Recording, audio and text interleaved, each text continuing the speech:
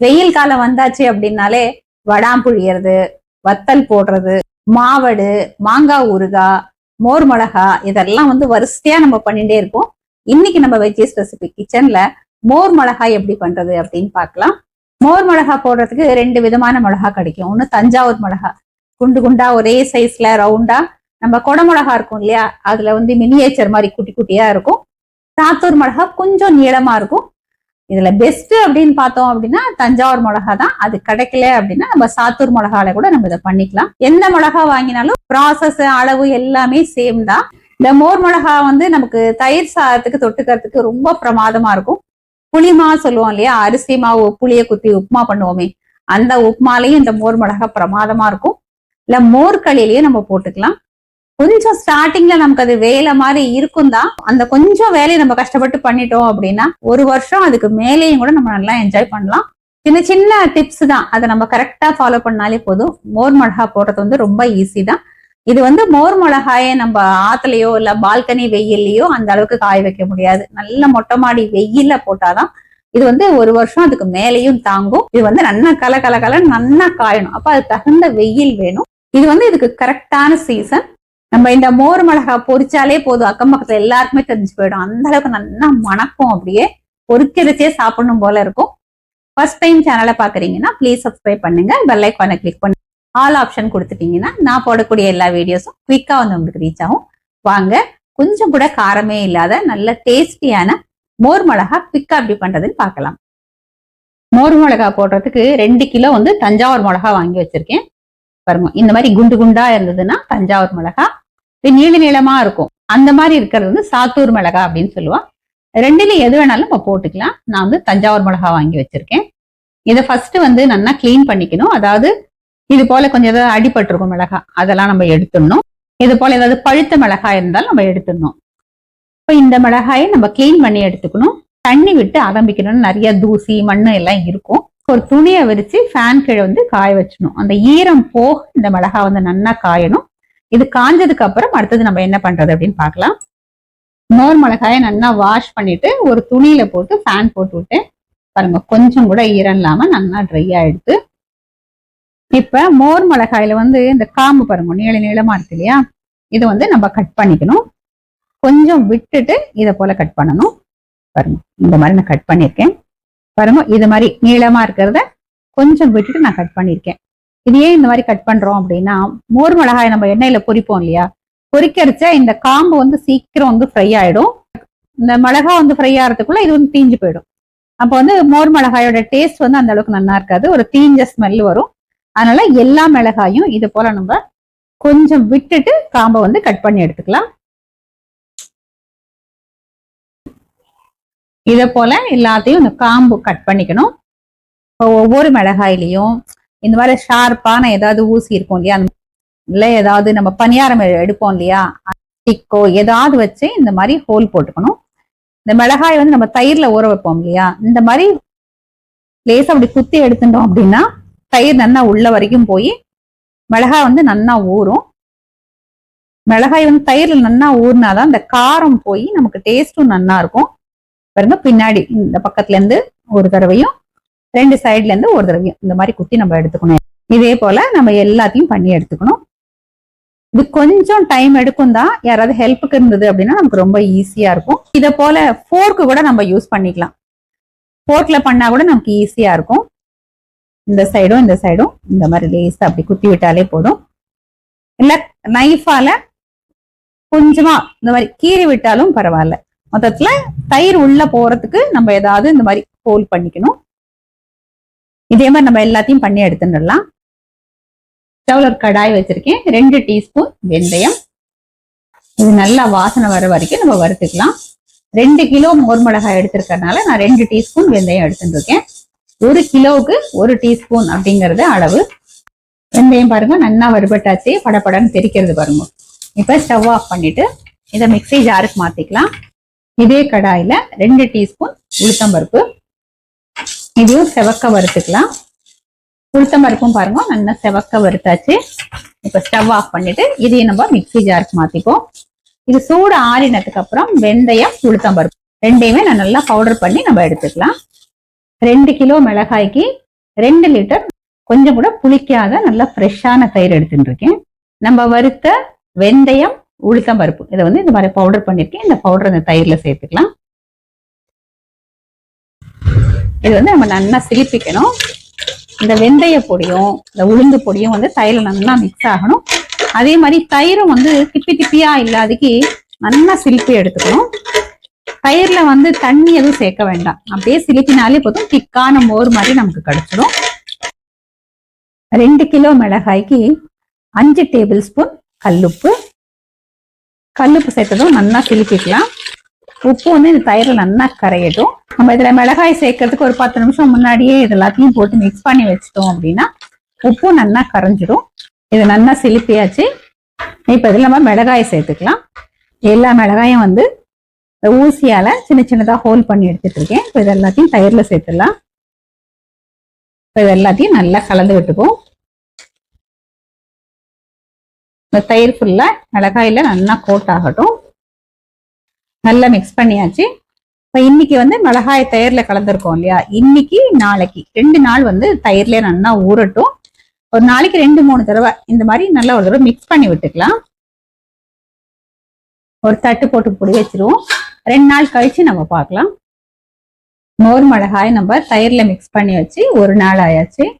இன்னைக்கு வந்து 2வது நாள். எப்படி இருக்கு பாருங்க, கலர் மாறி இருக்கு. இந்த கிரீன் கலர் போய் கொஞ்சம் பேலா வந்திருக்கு. ஒரு 2-3 தடவை நான் குலுக்கி விட்டேன்.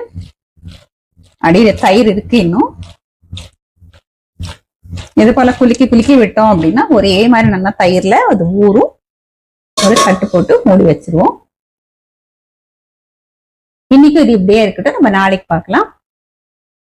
மோர் மிளகாய் 2 நாள்ல வந்து தயிர்ல நல்லா ஊற எடுத்து நல்லா கலர் மாறி இருக்கு. இது ஒரு தடவை நல்லா குலுக்கி விட்டுக்கலாம்.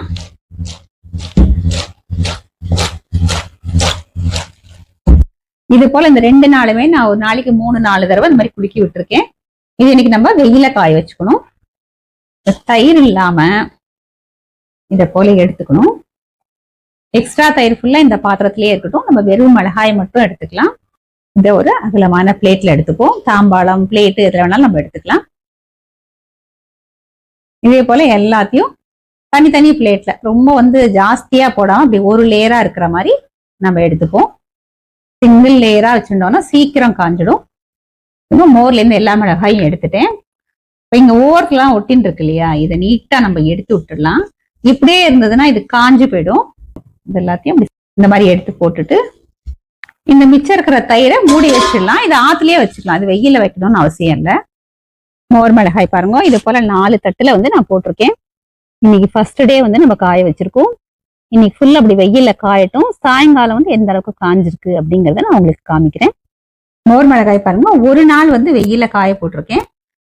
கலர் மாதிரி வெள்ளையா வந்திருக்கு. இந்த மிளகாயை ஃபுல்லா திரும்ப நம்ம தயிர்ல போட்டுக்கலாம். இதை போல டெய்லி வந்து எடுத்து வெயில காய வைக்கணும். திரும்பவும் இந்த தயிர்ல போட்டு மிக்ஸ் பண்ணி வைக்கணும்.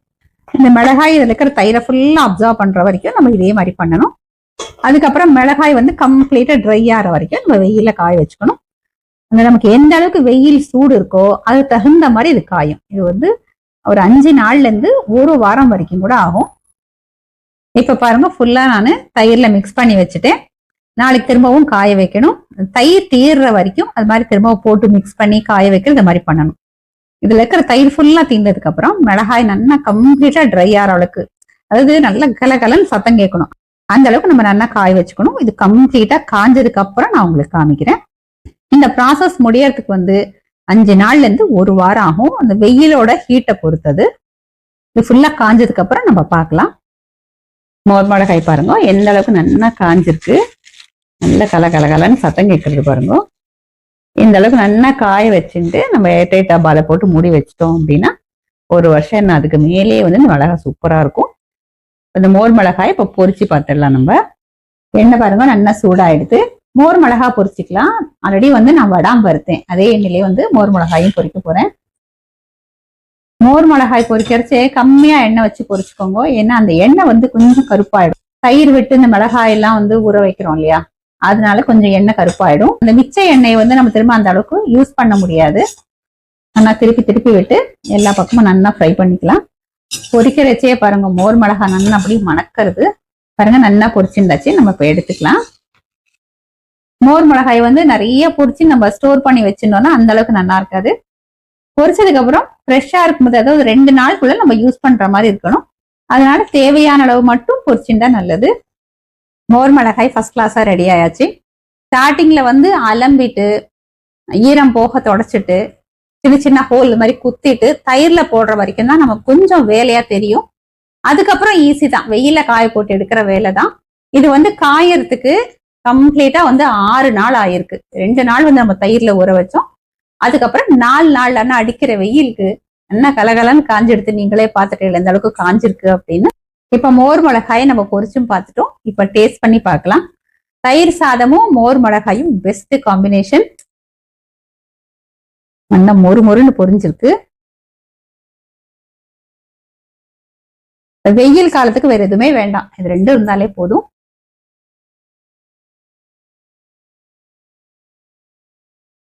கொஞ்சம் கூட காரமே இல்லாம ஃபர்ஸ்ட் கிளாஸா இருக்கு. நம்ம நல்லா காய வச்சு வச்சுக்கணும். அப்பதான் வந்து அது 1 வருஷத்துக்கு அதுக்கு மேலேயுமே நல்லா இருக்கும். மிளகாய் வாங்குறச்ச கொஞ்சம் ஒரே சைஸா இருக்கிற மாதிரி ஃப்ரெஷ்ஷான மிளகாய பார்த்து வாங்கிக்கணும். பழுத்த மிளகா இல்ல கொஞ்சம் பழைய மிளகா, அதாவது அடிப்பட்ட மிளகா அந்த மாதிரி இருந்ததுன்னா வாங்க வேண்டாம். நம்ம ஃப்ரெஷ்ஷா வாங்கினாலுமே இதுல 1-2 அடிப்பட்டு இருக்கும், 1-2 பழுத்து இருக்கும். அதை நம்ம பொறுக்கி எடுத்து வச்சுருவோம். நல்லா இருக்கிற மிளகாயில தான் நம்ம போட போறோம். நம்ம வந்து இதுக்கு சேர்த்துக்கிற தயிர் நல்லா ஃப்ரெஷ்ஷான தயிரா இருக்கணும், கொஞ்சம் கூட புளிப்பு இல்லாதக்கு இருக்கணும். ஏன்னா நம்ம 2 நாள் வந்து அதுலயே ஊற வைக்க போறோம். அதுக்கப்புறம் எடுத்து காய வச்சுட்டு திரும்பி திரும்பி தயிர்ல போட்டு நம்ம எடுக்க போறோம். அப்படிங்கும்போது புளிச்ச தயிர் ஏதாவது நம்ம யூஸ் பண்ணிட்டோம் அப்படின்னா அதுக்கப்புறம் 2 நாள் இருக்க அந்த தயிர் வந்து ஒரு மாதிரி ஸ்மெல் வந்துடும். அந்த ஸ்மெல் வந்து மிளகாயிலயும் இருந்துரும். அப்புறம் நம்ம எப்போ பொரிச்சாலும் நமக்கு அந்த ஒரு புளிப்பு ஸ்மெல் இருக்கும். இந்த 2 நாள் தயிர்ல ஊறும் போது நமக்கு டைம் கிடைக்கும் போதெல்லாம் ஒரு நாளைக்கு ஒரு 2 தடவையோ 3 தடவையோ நல்லா கீழே மேல நல்லா குலுக்கி விடணும். அப்பதான் அந்த தயிர்ல எல்லா மிளகாயும் ஒரே மாதிரி ஊறும். அதுக்கப்புறம் தயிரை நல்லா வடிச்சிட்டு வெறும் மிளகாயை நம்ம அழகா காய வைக்கணும். திரும்பி அந்த தயிர்ல போடணும். இந்த ப்ராசஸ் நம்ம கரெக்டா பண்ணிட்டு தயிர் ஃபுல்லா தீர்ந்ததுக்கு அப்புறம் நல்லா காய வச்சு எடுத்துட்டோம் அப்படின்னா 1 வருஷம் என்ன அதுக்கு மேலேயுமே இந்த மிளகாய் ஃபர்ஸ்ட் கிளாஸா இருக்கும். நடுவுல வேணும்னா அந்த மழை காலம் முடிஞ்சதுக்கு அப்புறம் ஒரு தடவை வேணா நம்ம வெயில லேசா காமிச்சிருக்கணும், நம்ம எடுத்து வச்சுக்கலாம். இருக்க வந்து இந்த மிளகாய் இப்ப வந்து வெள்ளையா இருக்கு இல்லையா, இந்த மாதிரி இருக்காது. நாளாக நாளாக கலர் இன்னும் கொஞ்சம் மாறி பிரவுன் ஆகும். அதுக்கப்புறம் நம்ம பொரிக்கிறச்சே கூட இந்த கலர்ல இல்லாம நல்லா கருப்பா வந்துடும். புதுசா இருக்கும்போது லேசா காரம் இருந்தா கூட போக போக அந்த காரமே குறைஞ்சிடும். இந்த மாதிரி நல்லா காஞ்ச மிளகாய ஏர்டைட் டப்பால போட்டு மூடி வச்சுட்டோம் அப்படின்னா இவ்வளவு நாள் வேணாலும் நம்ம கொஞ்சம் பாதுகாத்து வச்சாலே போதும். எவ்வளவு நாள் வேணாலும் வச்சு யூஸ் பண்ணிக்கலாம். ஃப்ரிட்ஜ்ல வச்சுட்டோம் அப்படின்னா அந்த கலர் மாறாம அப்படியே இருக்கும். ஆனா ஃப்ரிட்ஜ்ல வைக்க வேண்டிய அவசியம் இல்லை, வெளியிலேயே அது நல்லா இருக்கும். இதே மாதிரி இதே மெத்தட்ல இதே அளவுகளோட இந்த சின்ன சின்ன டிப்ஸை ஃபாலோ பண்ணி இந்த மோர் மிளகாயை நீங்க ட்ரை பண்ணி பாருங்க. ஃபர்ஸ்ட் கிளாஸா வரும். ட்ரை பண்ணி பார்த்துட்டு எப்படி வந்தது அப்படின்னு கமெண்ட்ல சொல்லுங்க. லைக் பண்ணுங்க, உங்க ஃப்ரெண்ட்ஸ் அண்ட் ஃபேமிலியோட ஷேர் பண்ணுங்க. இன்னொரு புது ரெசிபியோட நாளைக்கு நான் உங்களை மீட் பண்றேன். தேங்க்ஸ் ஃபார் வாட்சிங்.